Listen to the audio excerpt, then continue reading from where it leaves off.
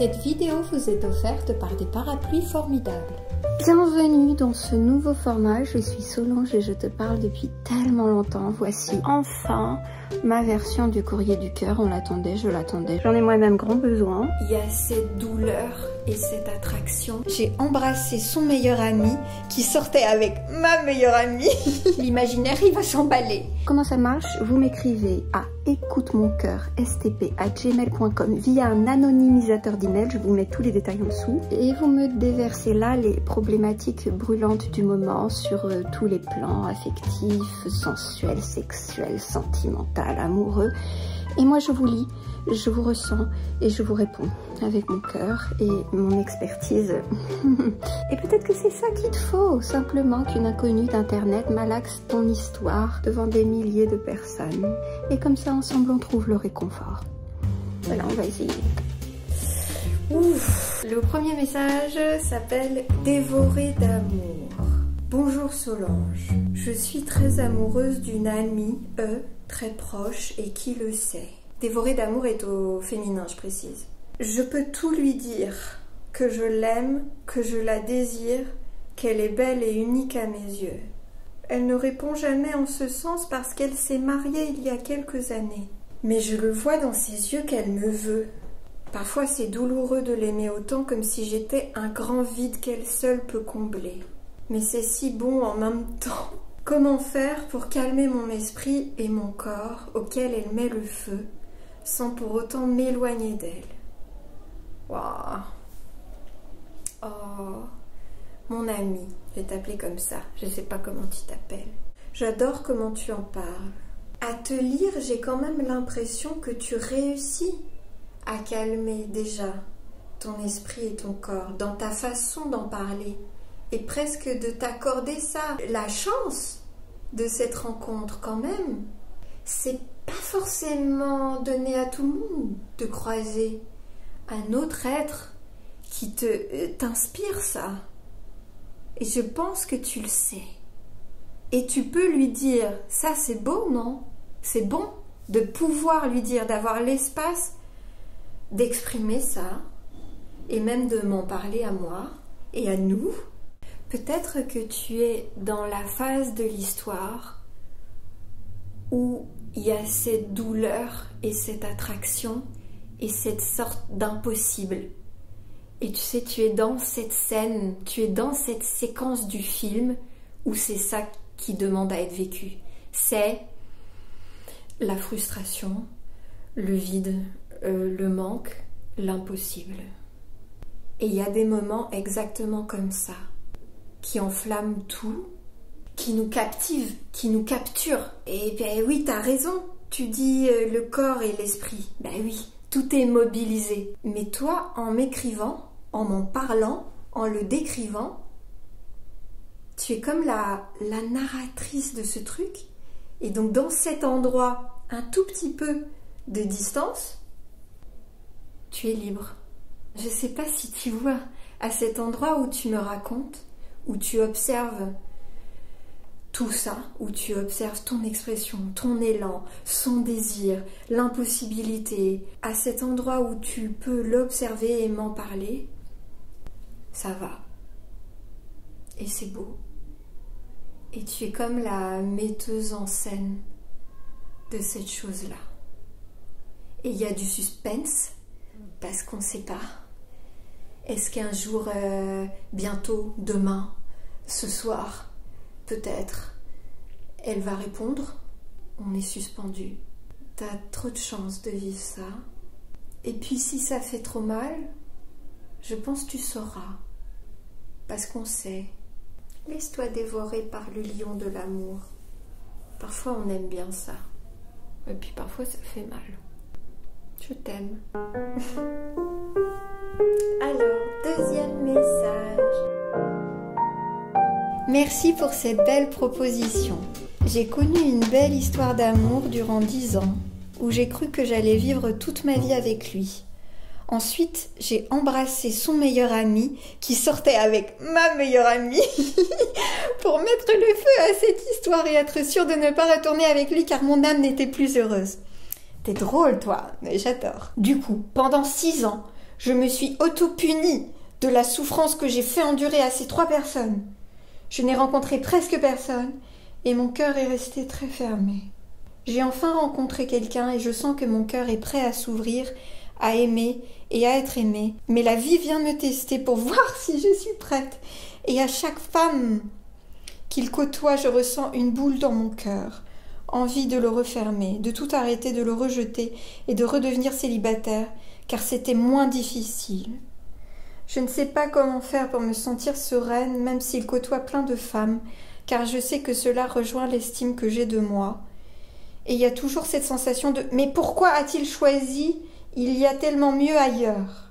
Ma question serait comment apaiser mon cœur quand je le vois avec une autre femme. Car je ne veux rien emprisonner, dicter ou que sais-je. Je veux le laisser pleinement libre. Quand je suis tombée sur ton post, je me suis dit « Il n'y a pas de hasard, fonce ! Merci de m'aider à démêler et merci pour tout ce que tu fais. Oh, tu veux la liberté du cœur, c'est tout ce qui compte. Tu as compris ça. Je sens que ton cœur, il a envie de s'ouvrir vraiment. Donc, il y a tellement mieux ailleurs. Ça, on sait ce qu'on en pense. C'est pas vrai. Il y a plein ailleurs. Il y a tout. Il y a infinie variété de tout. Mais il y a toi. Et il n'y a rien de mieux que toi. Ça, première chose. Beaucoup de différents partout, tout le temps, oui.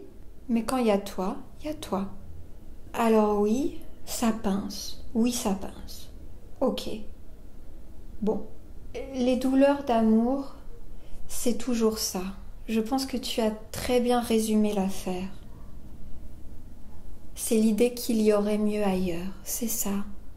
La blessure, la douleur, le pincement, c'est ça.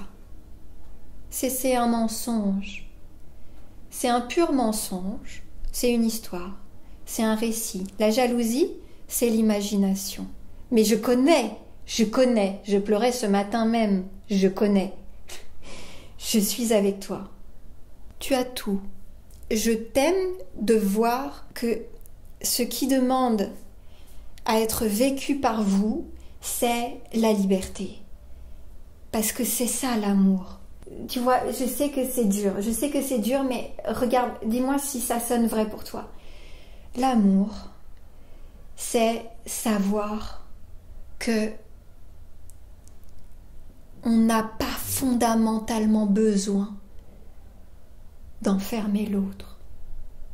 Tu vois, je suis sûre que quelque part tu sens ça. L'amour, c'est vouloir le bon avec et pour l'autre. Et parfois, c'est vrai, ça prend des tournures et qui nous brûlent et qui nous inconfortent. Parce que ça vient nous tisonner à des endroits d'insécurité. Mais tout le monde, 7 milliards d'êtres humains, se laissent parfois berner par ces histoires-là, que peut-être je suis moins bien qu'elle, peut-être qu'elle est là ce que j'ai pas, et je désire et je le veux pour moi. Et c'est des moments comme ça, c'est des moments quand on est insécure. Mais observe aussi les autres moments où toi, tu rayonnes dans ta vie, avec ou sans lui, où tu le trouves beau dans ce qu'il fait, qui n'est pas forcément lié à toi. Tu sais, ces moments où... Et il y en a, je suis sûre, il y en a. Ces moments où il n'y a que la vie, il n'y a que le présent, et il y a la paix. C'est normal, parfois on se contracte dans ces histoires de peur. Et ça fait partie du jeu de la vie. Et puis parfois, on prend, tu vois, comme une vue aérienne de tout et on se dit non mais en fait je l'aime, en fait j'ai la chance, je le connais, on vit ça. Ça suffit. Franchement ça va, c'est bon, on peut mourir demain. Moi j'adore que tu penses à sa liberté et j'adore que tu penses à ton cœur qui s'ouvre. C'est ça qui compte. Tu observes ton cœur qui s'ouvre et tu observes ton cœur qui se referme. Et c'est comme ça pour nous tous. Ça s'ouvre, ça se ferme, ça s'ouvre, ça se ferme. Alors ça, c'est ma croyance, hein. Ça ne concerne que moi, mais j'ai l'impression que quand ça s'ouvre, on sent que c'est le vrai truc. Que l'amour, c'est quand le cœur s'ouvre.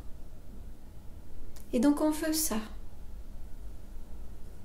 Et puis il se referme parfois et voilà, ça arrive. Je t'aime.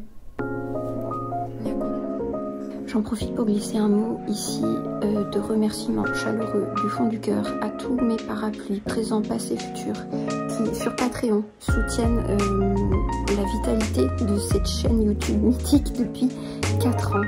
Grâce à eux, j'ai pu m'entourer de Marine sur le tournage de cette vidéo. Marine qui est l'une de mes personnes préférées sur Terre. Vous avez été nombreuses et nombreux à nous écrire suite à mon appel à contribution pour ce format et je ne pourrai possiblement pas répondre à tout. On est en train de se constituer une petite banque dans laquelle piocher à l'avenir.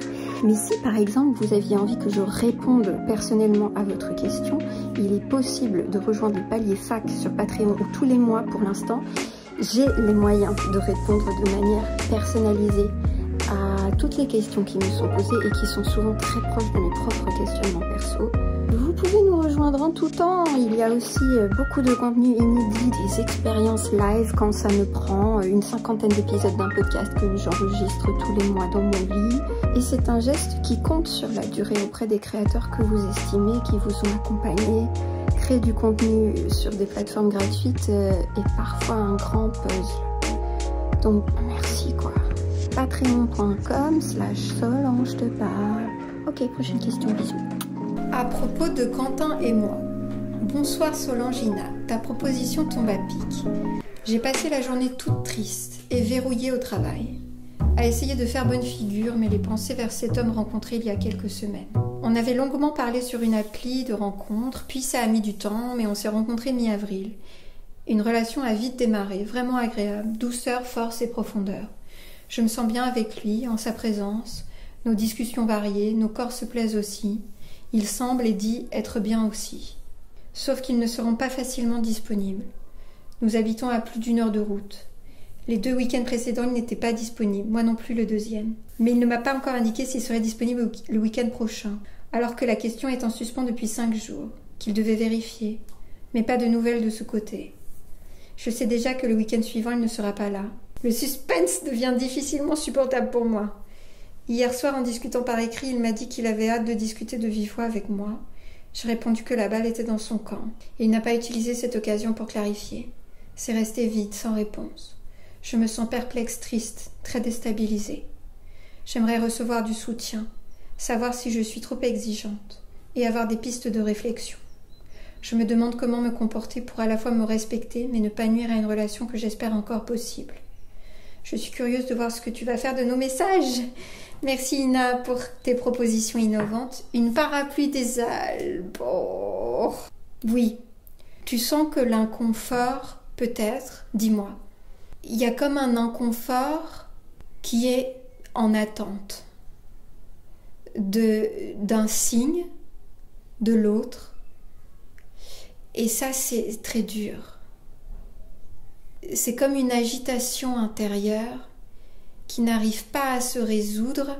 C'est comme si la programmation interne, c'était je vais m'apaiser quand je saurai quand on se verra, quand il veut me voir, s'il veut me voir. Et on fait ça.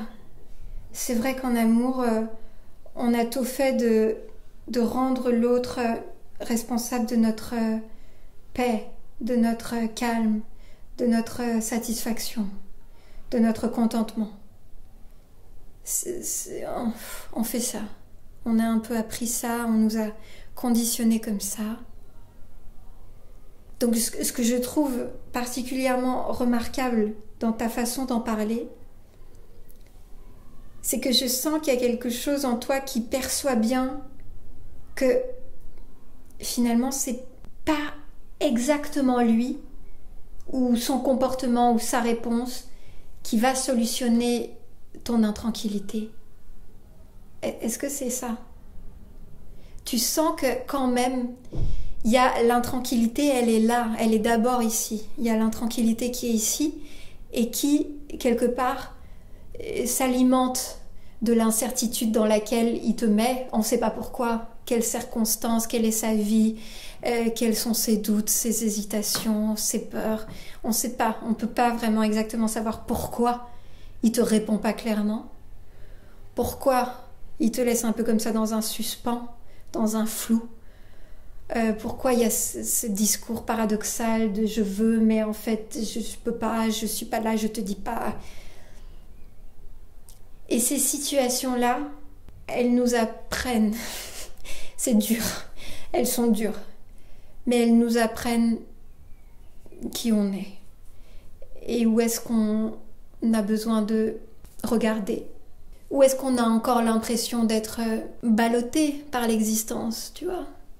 Donc cet homme, il te plaît, et tu lui plais, mais il y a du flottement.